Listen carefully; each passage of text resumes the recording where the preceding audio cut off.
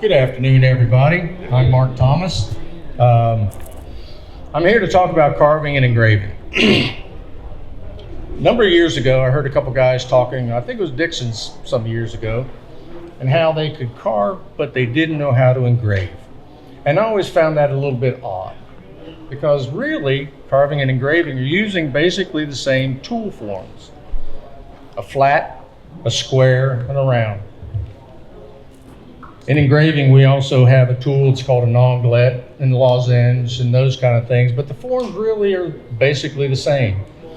So what I try to do now is try to get people to believe that get away from the mystery, get away from the fear, and learn how to sharpen your tools. That's really the key to doing each one of those techniques. But the biggest key is learning how to draw. Now, I was never taught how to draw. I've never had an art class except 9th grade. Of course, back then we played with clay and all the fun stuff that didn't really mean anything, but I got a grade. I think I passed the class. Now I wish I had. So the past couple of years, I've been doodling. Now anybody that's on Facebook may see a man by the name of Ken Hunt. Now I kind of mimicked what he's doing with his drawings with this arabesque sketch. It's a doodle. I'm not looking for perfection in what I'm drawing here as much as looking at the form. So I took this particular form, copied it, sent a picture off to a friend of mine that's wanting to study and learn how to engrave. And he's doing it on his own, and he's talking to everybody that he knows that does this stuff. So when I sent him that picture, I said, look at it, find the problems.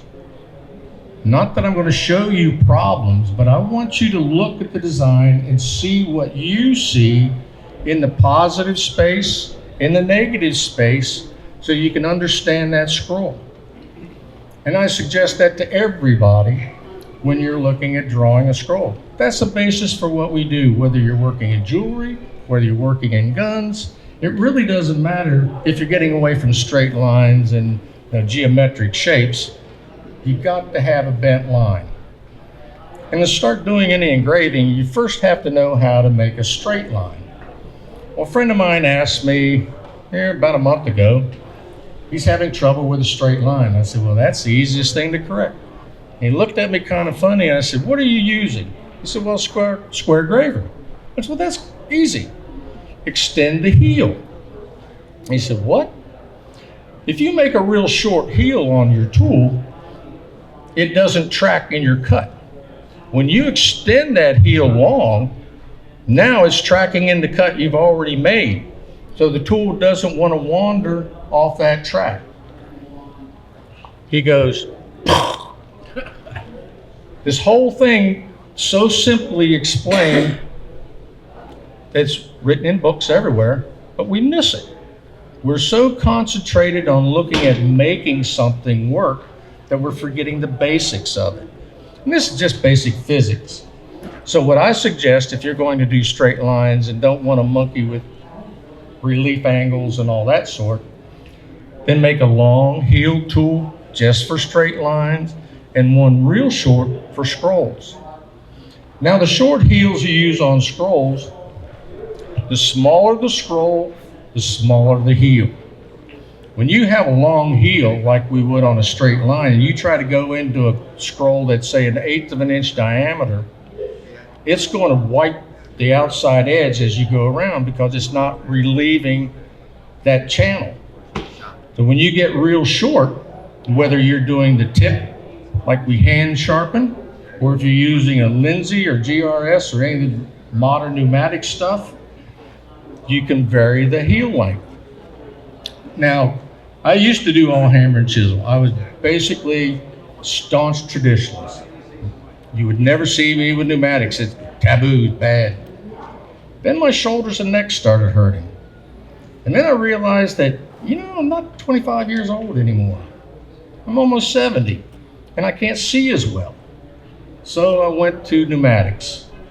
It's opened my world up tremendously for two reasons. One, I have a tool I can control But the most important part is I can see what I'm doing.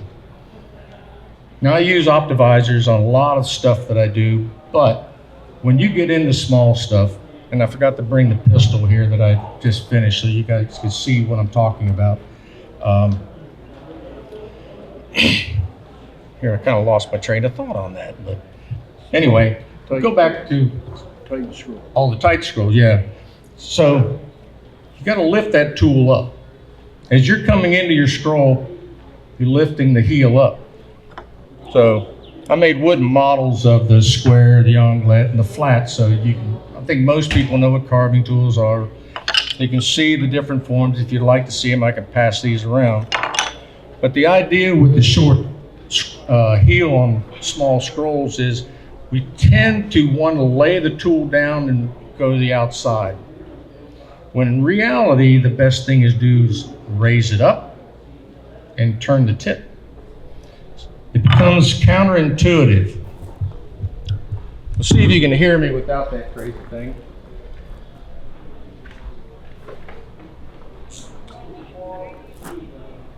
So you got the surface here, you're going to cut.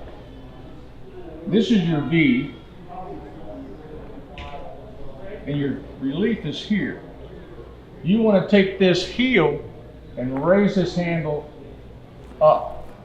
What that does, it keeps the relief part of your tool in that cut. If this heel was way out here, you see this much of that metal is going to wipe the back side. So if you see in your cut little bits of metal coming off, your heel's too long, or you're laying the tool down. And when you lay them down, it's too flat. What's the heel for? It's the relief for your hand. So you have to have an angle for that relief that gets your hand around it so you can hammer around. And I'm assuming most people here are using hammer and chisel. If you're using push graver, it's the same thing, but you got a whole different world to play with. Anybody here play with push gravers? Well, then you understand. I like a push graver for fine shading. I think it gives you a much, much better look in what you're doing. When it comes to shading, just a little trick maybe, is that if you have a design, use a black wood. Yeah, that should be well done.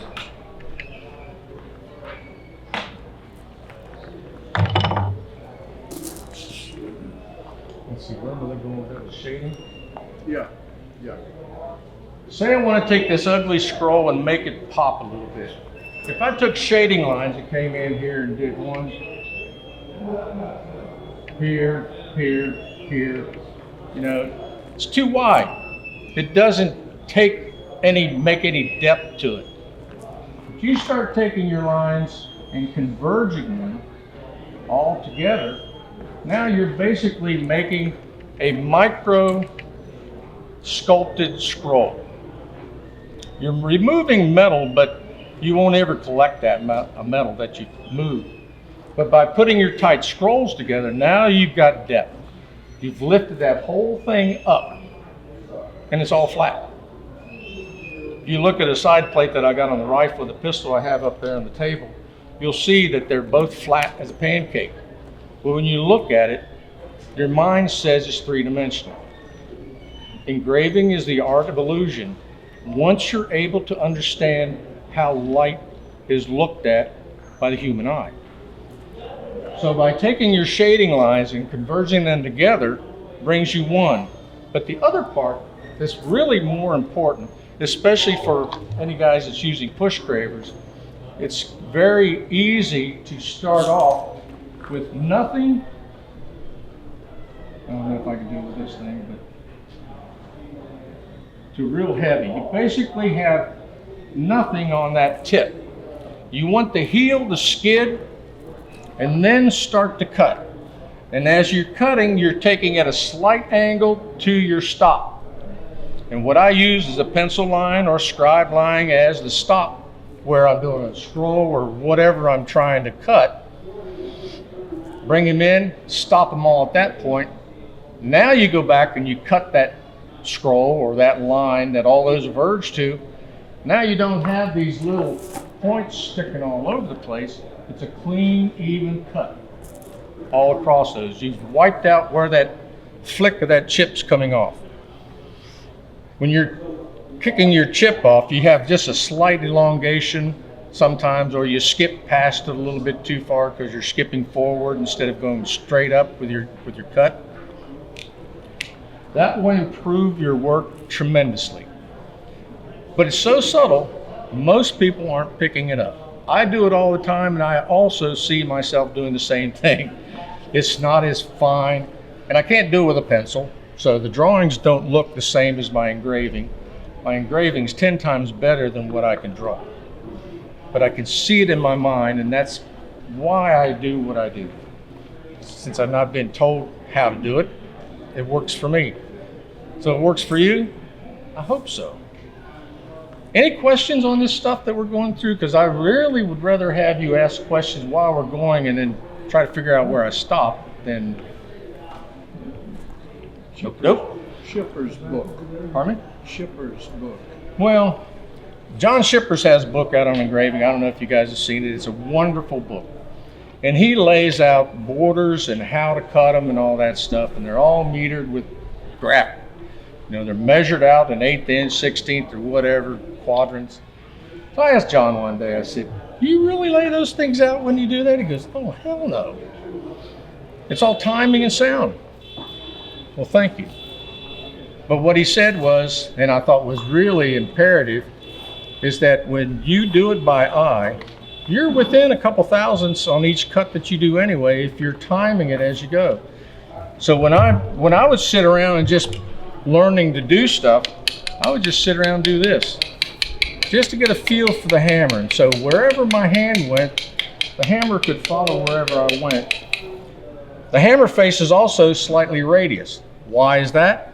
Because if your energy is hitting on a flat surface, you're not hitting straight on a flat surface all the time. Put a slight radius to it, you have more energy going into your tool than you do just on the flat face. The flat face wants to skid off. So I put a slight radius on all my faces that I'm using for this stuff and practice that way. Once you have that, now the sound is boom, boom, boom, boom, lay it over, back up. So it becomes a timing thing. And it's only you that's going to figure out what that timing is to get your cuts the way you want it to work. That's the way I cut nick dot borders. Typically when I do a nick border, I'll use an onglet. I've always liked an onglet because it gives me a very fine line. And even if you lay it a little bit over one way or another, that variance isn't going to show with the onglet nearly as much as a square would. Now I use, in the pneumatic world, I use 116 included angle. And I like that a lot. But hammer and chisel is not going to be that easy when you get to those wider widths. When you look at original tools, you don't see 90 degrees a whole lot. You see how they're freehand sharpened, and it can be from an 80 degree to 90 degree to 100 degree, but it's a square graver. So over all the years, we always talk about square gravers, and we start off with a 90 degree. Why is that? Because you can buy a lathe bit that's square that has 90 degree corners on it. It's easy. All you got to do is sharpen the face down to whatever angle you want. So we start off with 45 degrees. That's the simplest, easiest way to go. Just have that face at 45 degree angle. That's easy, but you got to put the relief on it. Now I always stoned mine in. I didn't bring the stones with me, but I freehand. So I have my stone laying there. I get the face angle where I want. I strike it across, flip it over, do the same thing.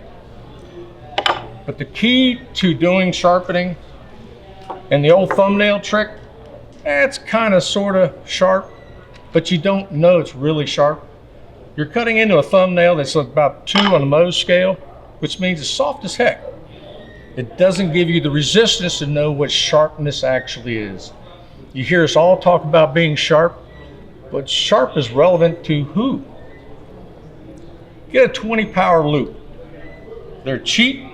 You don't have to spend a lot of money on them, but once you have that loop, now you can check that tool, and if you see any variance, you can correct it. Whether you're freehand or using, Linton McKenzie had a setup where you're using, I think, 2 stones. Well, Mark Silver, Larry and I were just talking that Mark Silver used Arkansas stone and a ceramic and a steel rod. I believe that steel rod is 5/16 maybe. So you're holding at a particular point, and that gives you your face angle, that 45-degree angle, whatever.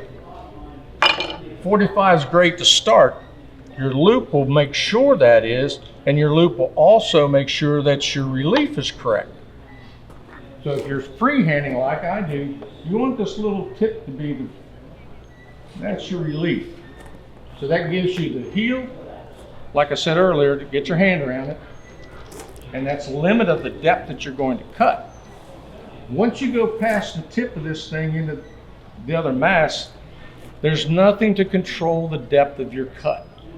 So you have to get a feel for those relief angles. And when you feel it getting a little tougher, you got to drop that heel and bring her back out.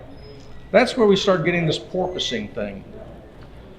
And if you cut much yellow brass, cast yellow brass, just get used to porpoising. That stuff is the nastiest crap to play with.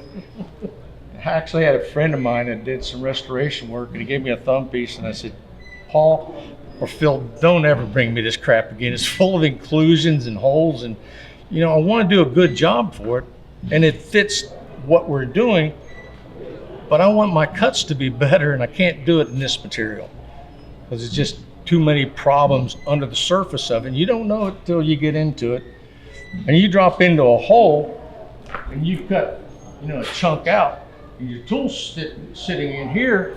What do? You got to make this a wider cut. Well, you can't do that.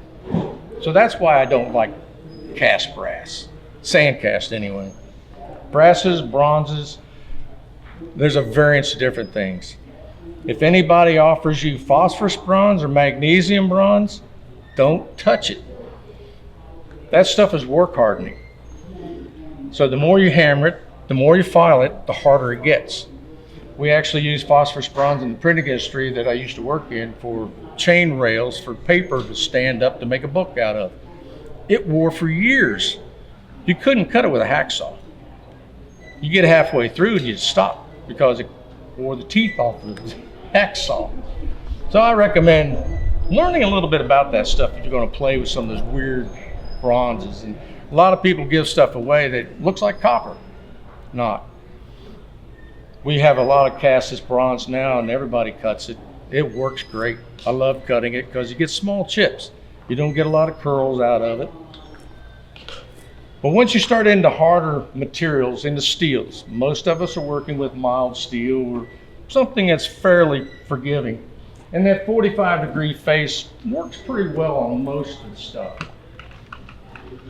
But when you get into even harder stuff, then what you want to do is make that angle steeper. Because what you want is put the integrity here at the tip. The lower you lower that, of course it's going to glide through. And I'll go back to the carving part. The difference between carving and engraving, in my opinion, is the materials you're cutting. If you don't know how the material works, there's the problem to begin with. It may not be the tool. It may be the material you're cutting. Ivory horn cuts different than bone. Steels, there's all the different variances from 12L14 all the way up to hardened stuff that you can't touch, or stainless steels that are too hard to really cut, but you can cut them with the new carbides and carbalts and all that kind of stuff. But for all of us, change that angle. If you see your loops chipping the tip of it off, and you're maintaining everything within that cut at the proper angles, everything's square to your cut, and you're not turning it and twisting the tip off in your cut, straighten that angle up. Give a little bit more strength to the tip. Now with the pneumatics, I'm using a parallel drawing.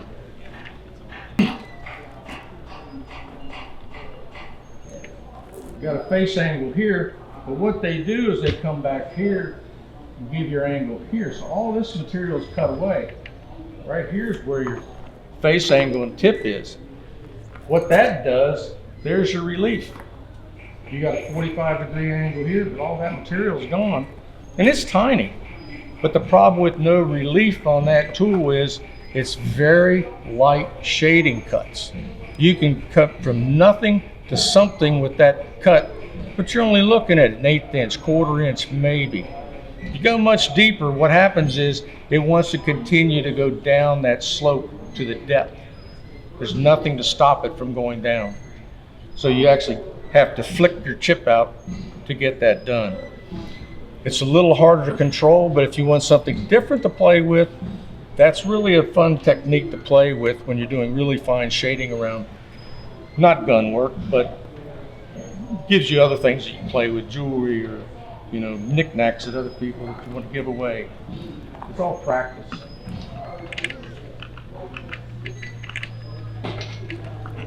Questions? Mark, how do you widen a cup? As in going from here to Okay. in a scroll? The question is, how do I make a wider line like I'm doing a scroll? Well, that's a very good question. For years, when I would do a scroll,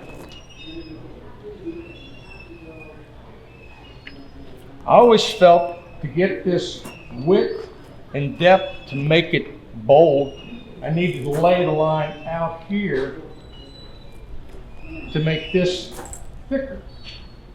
Well, what I found out from being on the internet some years ago, Sam Alfano was saying, no, that's the wrong way of shading with that cut. I don't see how that works. It goes back to what I was saying earlier about deceiving the eye. If you make your cut here wider,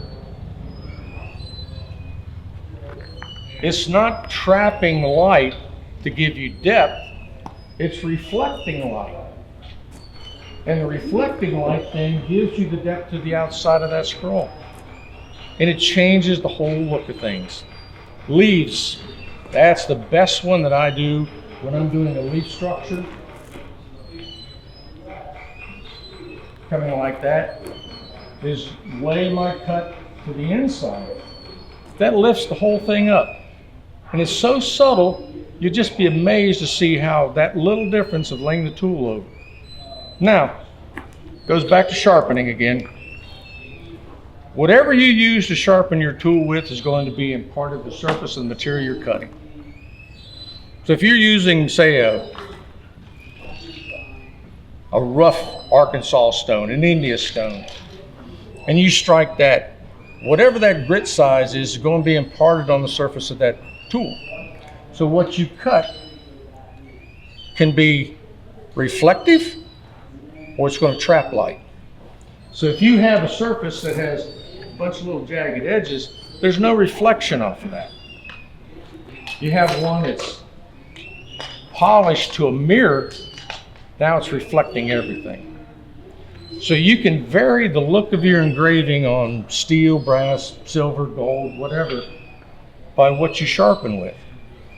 I'm using a 600 grit diamond stone now for most of my stuff because it cuts well and it doesn't wear.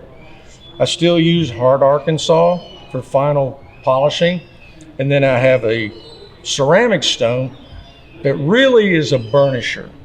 They don't cut much metal off at all. All you want to do is polish that surface down to where when your loupe looks at it, you have a perfectly mirror edge all the way. And the 20 power loupe is really the only way you're going to see that and know for sure. Eventually you'll feel it and you'll know when you're cutting whether it's sharp or not. But I found that to be fascinating when a buddy of mine was in jewelry and he said, you know, if you want to make it flat, use a rough stone. If you want it polished, use your ceramic. And that was the difference that you can see in a lot of what you're doing. Questions? Jeez. Following your work, Mark? Pardon me? Kind of holding your.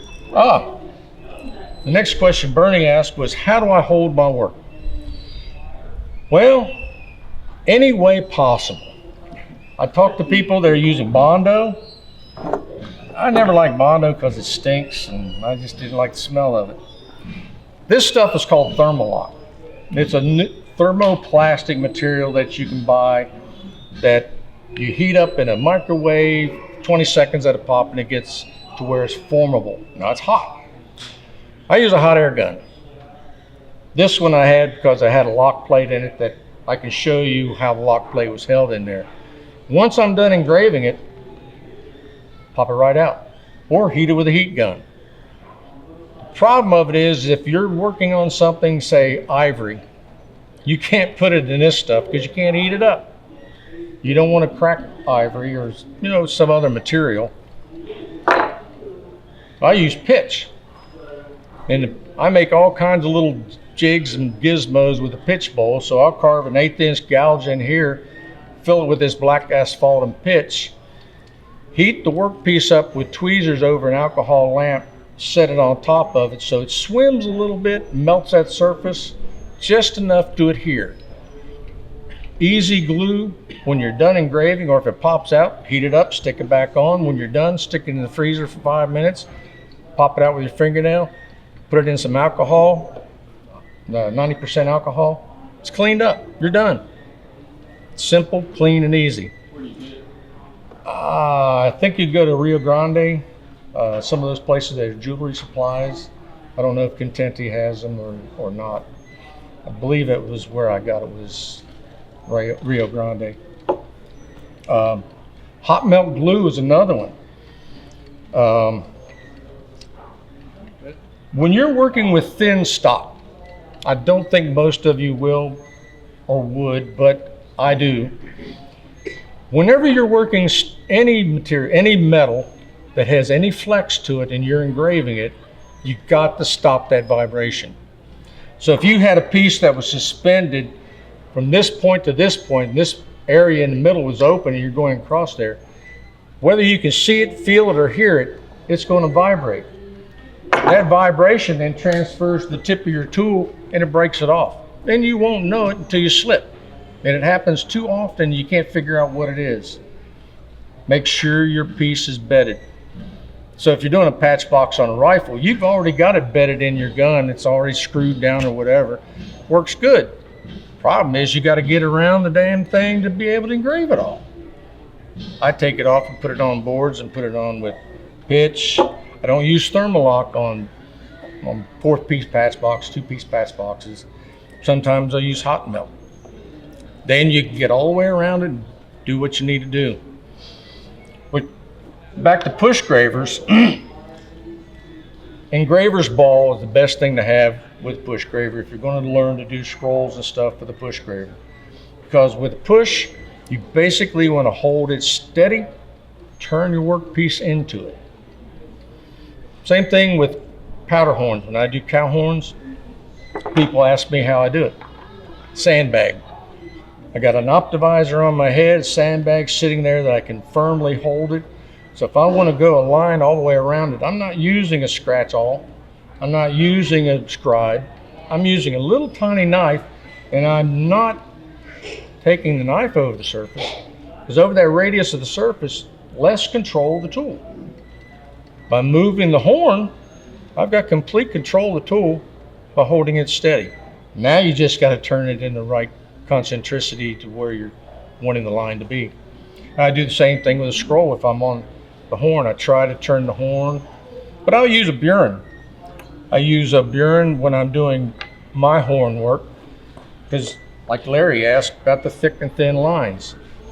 When I'm doing lettering, I'll do all the lines with a knife.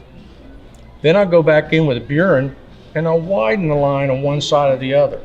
And that shade cut then takes that letter that you had and gives that shadow. So if you look through any of the books that are out there, Bergling or a lot of Dover books, if you need material, look at Dover books. They're cheap. There's so many different designs out there that you can choose from to work with. That you don't. It's nice to learn how to draw these things, good sources to study why you're learning to draw those, and then engrave them or cut them however you want. Ivory's the same thing, but ivory, though, I support it with double stick carpet tape on a piece of copper. And I have a little ball that I made, and I can engrave ivory on that, same as I do metal. Nice thing is it sticks too hard, and if you got a piano keys, what I like to use, because they're cheap. Everybody gives you piano keys because nobody plays piano anymore. Problem of it is piano keys are cut on a bias a lot of times. So if you don't look at the grain of the piano key and they're at a bias coming off, you go to put your finger underneath that tape to lift it up, splits in half. So when you look at a piano key, look for the lines, the grain structure of your ivory so it stays consistent. Then you can lift it off much easier. The other trick is take your thumb and kind of dampen that tape a little bit so it's not as sticky. It won't move, and you're not putting a whole lot of force in it, so you don't need to have something solid like we would with steel or thin brass or silver or gold for that matter.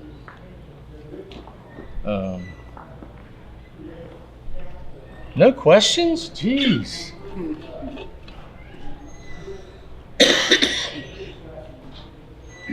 Flatten the background of a carving on a book. Well, Larry asked about the relief on carving, the background on carving. Between carving and engraving, it's the same for me. I was very fortunate one time to be at Connor Prairie with Don and John Getz and Jim Chambers. And Jim was teaching a class on carving. Well, I had never watched anybody carve. I didn't know how to do it. I just did it. Didn't look that good, but I guess it was acceptable. Until Jim looked at me and he goes, well, how do you relief carve one? I don't know. I just stab in and, take away the wood. And he goes, start out here with your vanish.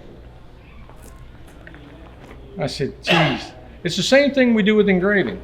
If I want to make a relief engraved piece, then what I do is I'll take a V cutter, 116, and I'll make a series of lines all the way through at the same, try to maintain the same depth. That's your metering. So I don't care if you started way down here, as long as those cuts meter at the same depth and meet at the same spot, when you cut the tops of them off, you're basically flat now. Now you've minimized the cleanup work that you have to do. You still got to clean it up. It still takes a lot of time. Carving is much easier. Now you come in with riffler files, scrapers. I use scrapers. I scrape and burnish most all of my work now because I like that appearance in the work. And I'm typically using highly figured wood, so I'm getting all the little nicks and valleys and all that stuff. It's not the perfect surface, but I like that myself. And I'm not building a whole lot of guns. I'm not competing with everybody else. I'm competing with me. And so that's when I'm sharing my knowledge of this stuff is my passion.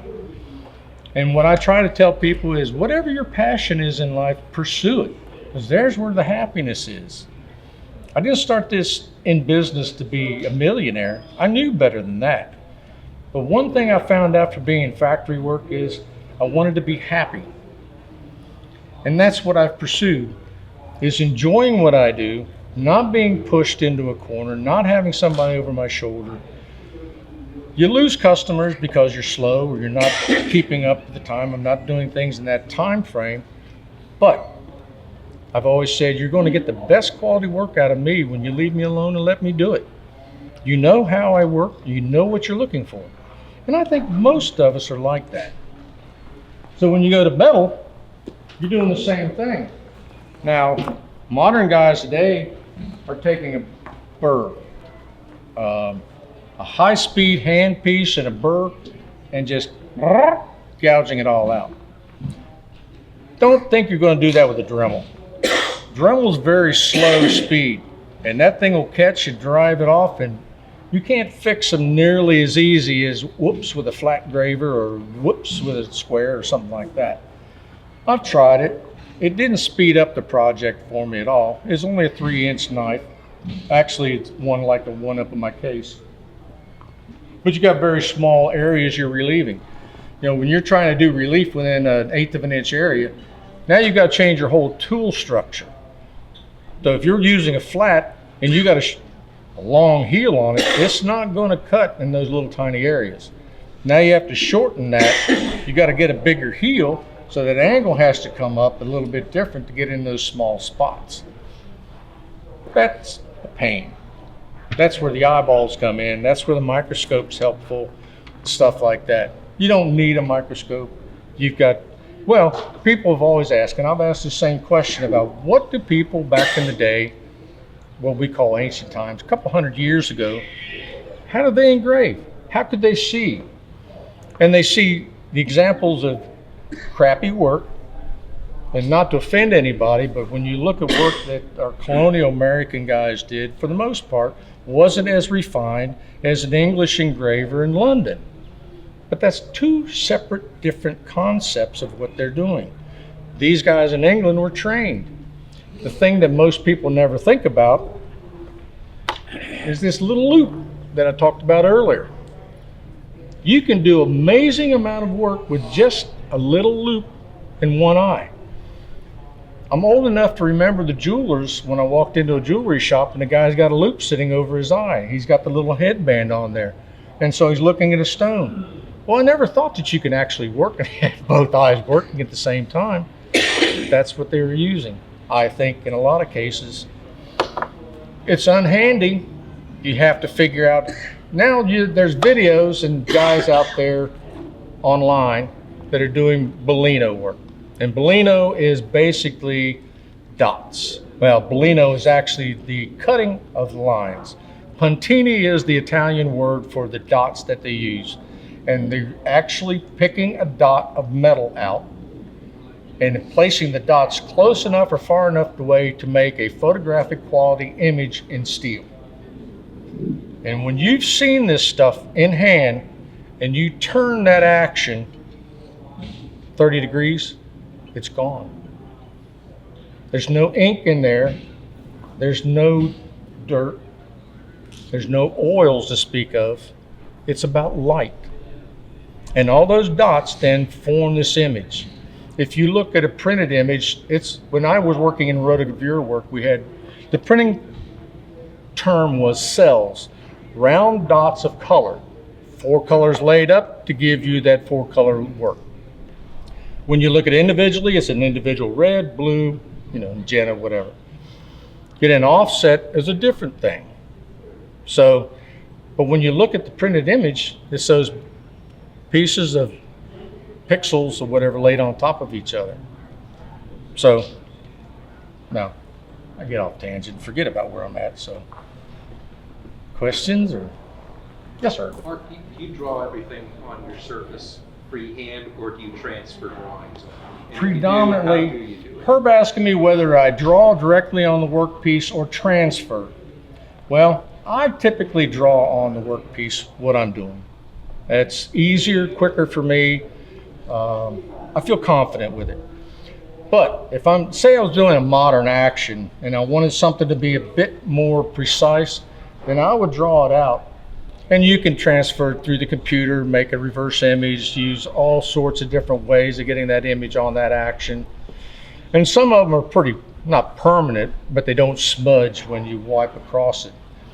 Some of them you got to put a fixative over top of it, or you scribe in that whole idea with a scribe and then cut it. I've gotten to the point now where I can transfer with a smoke print and cut it. And you learn over a period of time where to keep your hands so you don't smudge that dirt. For those that aren't familiar with smoke prints, these are smoke prints. This is how Nimsky did his work. You can see his work with his smoke prints that he did. So I've got all kinds of different things that I put on Mylar that if I want to redo them, I can put them in the printer. And if I want to reverse, I can flip it over. So now I have an image I can work off of. Unfortunately, I've never used them. but I can remember what the heck I did. So, you know, if anybody want to look at these things, they're more than welcome to ask those questions. One of the transfer mediums is acetone. On a printed image, you print it reverse, put it over top of your workpiece, take a napkin or something and dampen it with acetone. You don't want it soggy, you just want enough to dampen that sheet of paper all over. And what that does is releases the ink enough to get to the surface and adhere to pull it off. Some of the other ways of doing the transfers is using Damar varnish on a surface that's a tacky surface, and then you transfer over, burnish it down with a thumbnail or burnisher, and then your image is there. Those will wipe out a little bit also. I personally just like and I typically use a 0.5 millimeter mechanical pencil. It just suits me better. That's easy to work with. I tried 0.03, 0.02. The leads break off too easy, and you can't maintain the mechanical part of them. So, when you print out an image, reverse image, and use acetone, do you have to use a laser printer or? You know, Herb, I don't remember anymore because I quit doing that. I found it's much easier. If I'm doing a real elaborate thing, I'll draw the basic outlines, and all the rest of it I fill in by eye. So it's just, you have to become comfortable. Somebody was asking me earlier about stuff, and it's, you know, the one thing that I found out was fear. We've seen fear in the past couple of years and how it affects everybody in one way or another. And it's the same thing with starting anything new, is that fear factor of screwing up. Well, the one thing I've learned in business that I had a problem with was two fears: the fear of failure and the fear of success. And somebody asked me, why success? And I said, because if you're successful, then everybody wants your stuff, and I can't keep up. I'm a one-man band. I can't compete with me to do that stuff. And failure's not a failure, really. It's a lesson to learn from. So my failures have been my most biggest successes. Do I need a lot of work? No, I'm back to being happy. I don't want to be overloaded with stuff. So some of the other ways of seeing work, I don't know if any of you guys have seen these things, but these are actual models of images that were done. This one's mine. This one you can't see is Bellino. This was done by Chris DeCambelis that does a pulse engraver. Anybody knows that stuff. But the idea with the Pontini Bellino work is light. So if you want to look at those, we can get them out of the bag. But you got to turn the light just to see the pheasant.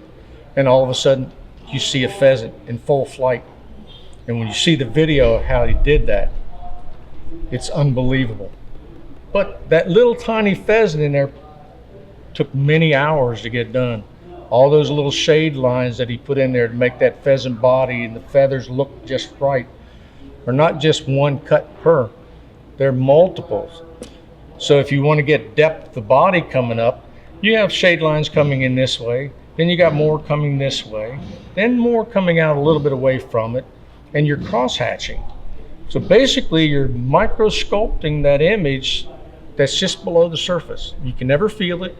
It doesn't hold ink because it's too shallow. It's all about light. So these are from Marcus Hunt. So anybody that likes English scroll and has never seen what English scroll looks like up close and personal, here's some of the best hands in the world. Ken Hunt was Marcus's dad. He's a master engraver from England that's retired now. And as I said earlier, he's doing all these doodles and stuff online to show how he does scrolls, leaves, you name it. So that stuff's available and it's free. You know, that's the amazing part. You don't have to spend a lot of money to learn this stuff. I've never taken classes, never had the money, but I had the passion. And I think that's why everybody's here. It's because we have this passion to learn something that's mystique, has a mysterious air to it that we think is way beyond our scope of understanding. It's not. We see it every day. When I watched Castile for years engraving, well, I can't say years because he made my first tool, gave it to me, my girlfriend gave me a hammer for Christmas. I looked at Keith and I said, now what do I do? He said, go home, cut straight lines. We get tired of that, cut curlicues. That was my only engraving lesson for 15 years. Well, I get home, I go right straight to the basement, chuck up a piece of brass, grab up the hammer, and went, shit, I'm right-handed. Everything Keith does left-handed, so and everything in my mind is visually attached to him. So I closed my eyes, tilted my head, put the hammer in my right hand, and struck for the first time. That's how I started to learn how to engrave. And if you want to see how bad it was, I actually brought a few of the little practice plates from way back when to show that I wasn't that good at all. I still don't believe that I am, but it shows you where I started. And for those that question the pneumatics versus hammer and chisel, I brought a belt buckle that I designed for my father who never wore it. So now you have to figure out how it was done. Hammer and engraving or pneumatic. Found this plate somewhere in a box of junk, and it was some guy's practice plate. Now it's not great work, but what it is a great example of studying what to do and how to do it. So this one side has 4 quadrants of areas that he's worked in with different styles of engraving. Now he's got a sample plate. A friend of mine by the name of Jim Small said at Engraving down in Tennessee some years ago, he said, what I teach people in my classes is cut 1 square inch a day. I said, really, why is that? He goes, because once you've done 1 square inch, whatever that design is, now you know how much time 1 square inch took to do that design. Now you have a log for how much time it's going to take to do knife scale. Say you got 3 inches of scale there and it's almost, well, let's say 2.5 inches of square inches. Now you have a practice plate to know what time it took for that design you're going to put in that area. And it helps you price your work to be a little bit more reasonable to the customer instead of guesstimating going, well, that's 10 hours or 15 hours, and it's not. So I thought that was a very good thing to do. And the other thing is the different styles. When you're looking at engraving, there's arabesque, we look at scrolls, but the scroll's the basis. It's the leaves that come off of that really changes the work. If you want to study some really cool stuff, look at the Baroque style in the 17th century, into the early 18th century. You see vine work is flowing and thin.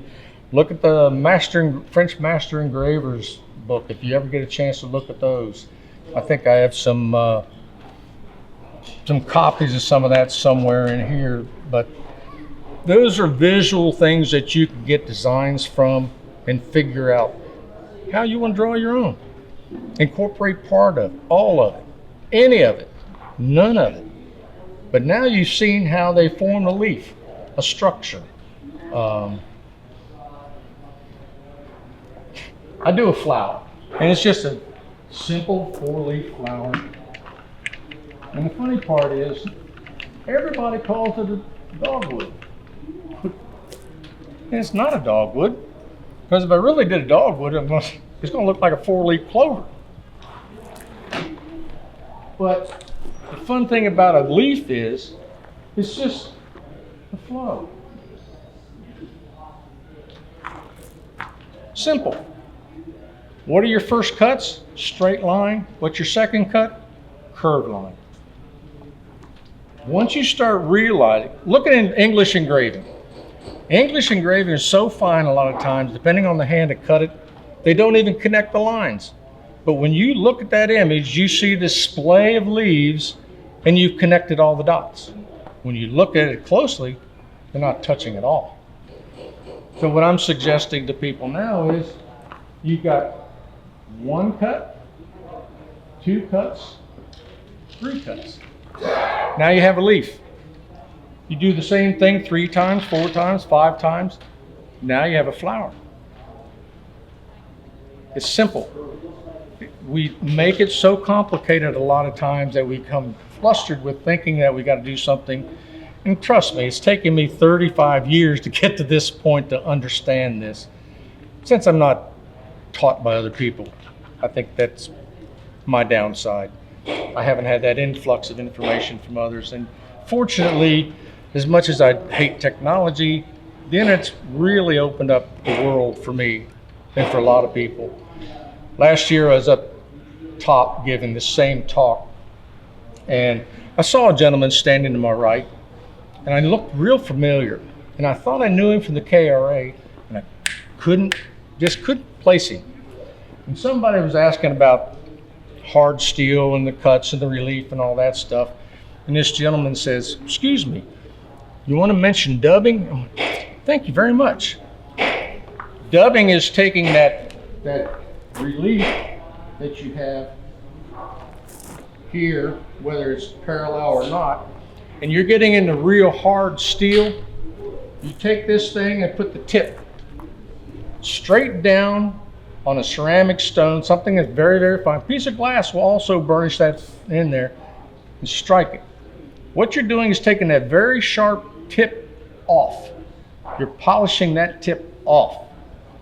But what it does, it gives you more strength to the tip of the tool when you're working in hard metals, especially stainless steels. Those will get you caught up.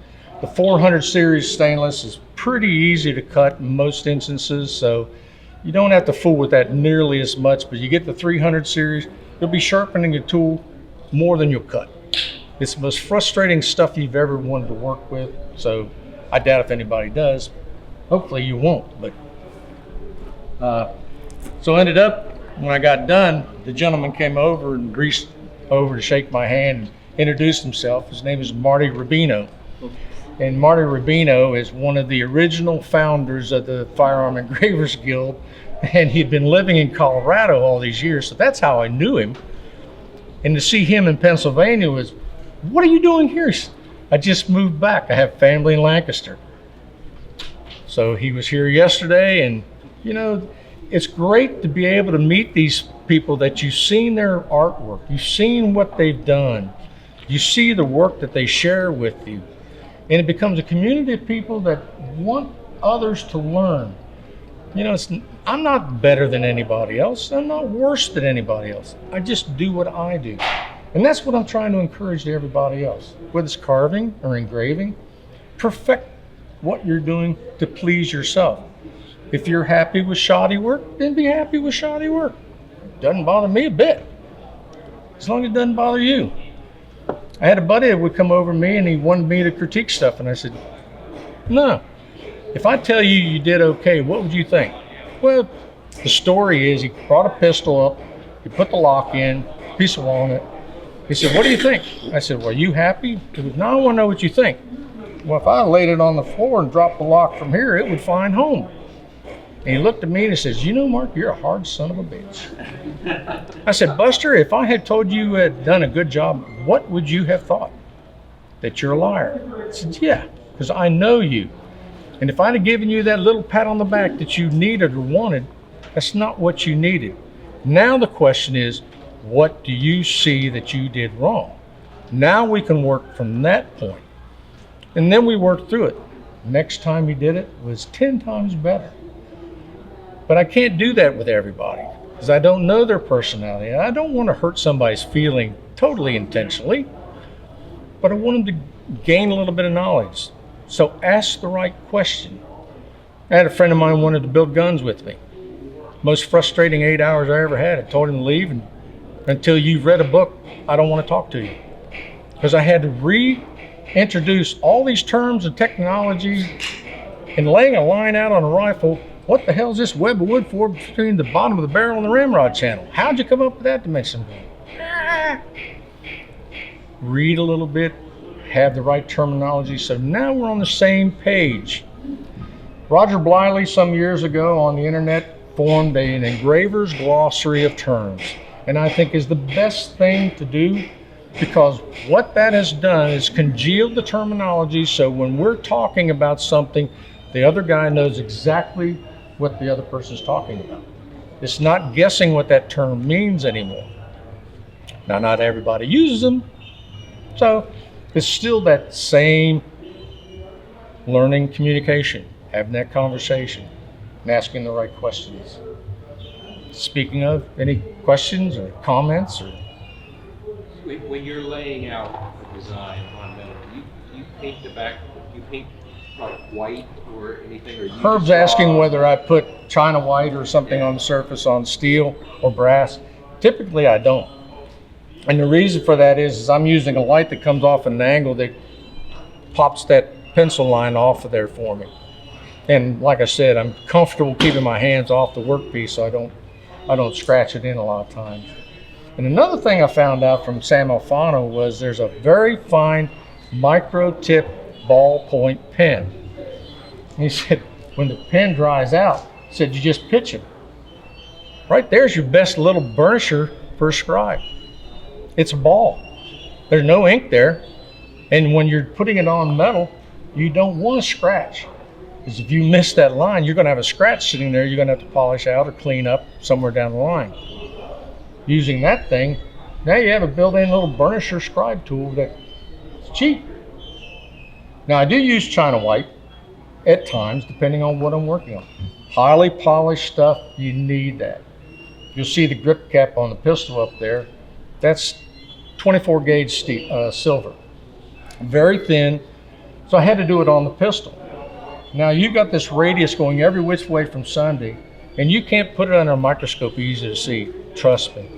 You get contorted like nobody's business. I should have gone to the basement and chucked it up in my vise where I could walk around it, but nah, I'm already in the mood. So you put China white on there, stop the reflection. The other thing that's good for photography or layout is modeling clay. Oil-based plasticine modeling clay. As kids, you know, you work it up, your hand gets soft. Well, there's oils in that. You soften it up and you take that like a dauber and you just daub it on the surface all over, and that oil film mutes the reflection. Another way of doing it is take Sam came up with a formula of beeswax and something else, and it's kind of a soft wax that he paints on, and he'll just write through there, but you can't erase it easy. And that's the problem I have. I don't have that skill of drawing the same way he does, very fluidly. So I sketch in, scratch out, erase, wipe out the China white. When I'm doing lettering though, I do use China white on lettering because I want to make sure that those bottom and top lines is basically a scribed line. If you want to perfect your lettering, make sure let's say Roman font, that stays within that parameter. All your cuts will terminate at that scribe line, top and bottom, so they're all the same height. The eye knows what lettering is supposed to look like, so whether it's the best looking work in the world, if you're off a little bit, man, your eye will see it. What time we got? It looks like we're about done, aren't we? Oh, good. Thank you for being so kind. Here's stuff you want to look at. Feel free.